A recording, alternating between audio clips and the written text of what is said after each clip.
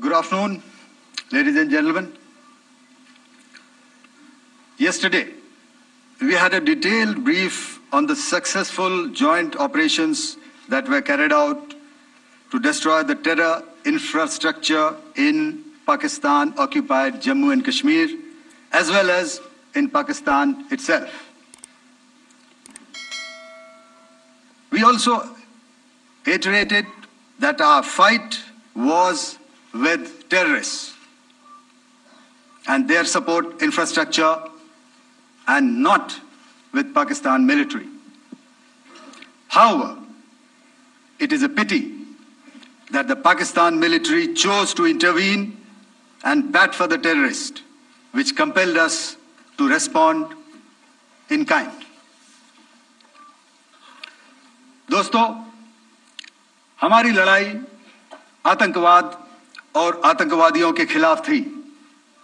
इसलिए 7 मई को हमने केवल आतंकवादी ठिकानों पर ही हमला किया था। पर अफसोस इस बात का है कि पाकिस्तानी सेना ने आतंकवादियों का साथ देना उचित समझा और इस लड़ाई को अपनी लड़ाई बना ली।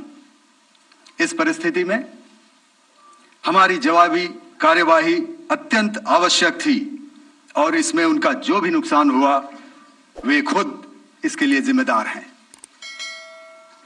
हमारी तरफ से हमारी एयर डिफेंस सिस्टम्स देश के लिए दीवार की तरह खड़ी थी और इसको भेदना दुश्मन के लिए नामुमकिन था।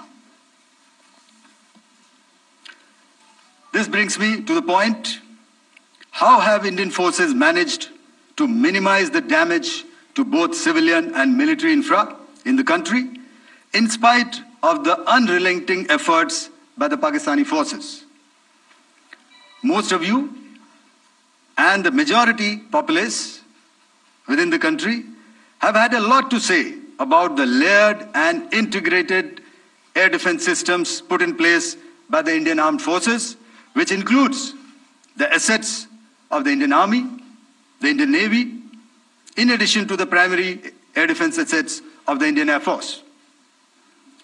As you all are well aware, this robust AD system comprises of a large variety of multi-layered AD sensors and weapon systems, from point defense weapons like the low-level air defense guns, shoulder-fired manpads, and short-range surface-to-air missiles or SAMs, to area defense weapons like the air defense fighters and longer-range surface-to-air missiles within our inventory.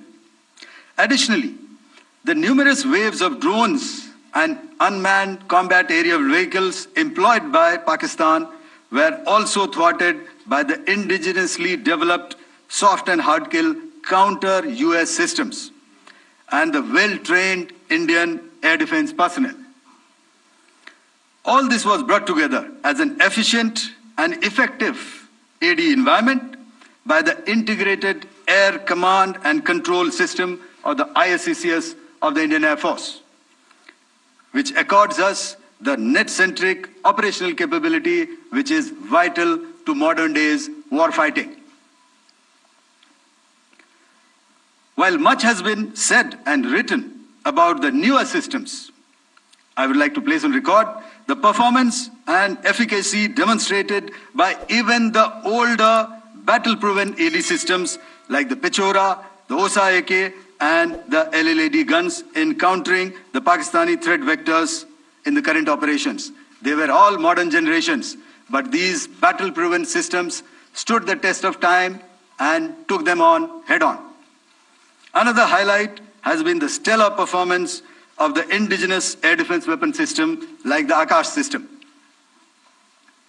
Here, ladies and gentlemen, I would like to mention that putting together and operationalization of this potent AD environment has been possible over the last decade due to unwavering budgetary and policy support provided by the Government of India in acquiring state-of-the-art equipment and weapon systems. Some of the results achieved in countering the enemy threat vectors over the last week are now being shown on the screen. Shown on the screen is the probable enemy PL-15 missile, which is of Chinese origin.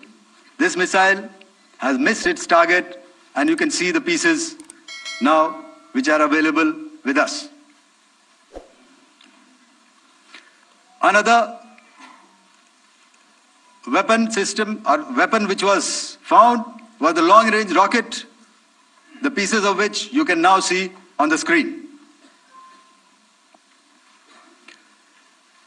We have talked about the loiter munitions and the unmanned aerial systems, and here are some of the glimpses of those systems which we have brought down. To your right, with the right undercarriage or the wheel, you can see is the Yeeha system, which is of Chinese origin with Pakistan. You can see some quadcopters, and you can see one odd Sonka drone hanging by the wire. All these have been brought down by our trained crew and air defense systems. As far as our offensive actions are concerned, yesterday I had already shared some details about the targets engaged by the Indian Air Force. The composite picture of the Indian Air Force targeting so far is now shown on the screen. As you can see, we have targeted the length and breadth of the adversary. I'm sure most of you would have already seen the effect of these strikes on ground, courtesy the large number of videos and photographs being circulated in the media. A few representative examples from the open source are now being shown to you on the screen. In fact, two of them. This is the strike on the Noor Khan Air Base. And you can see the effect. I'm sure most of you have seen the video. I have also picked it up from your sources only. And this is the aftermath of our strike at Rahim Yar Khan Air Base. You can see the massive crater that it has left on its runway. And you can see the pinpoint accuracy of our weapons.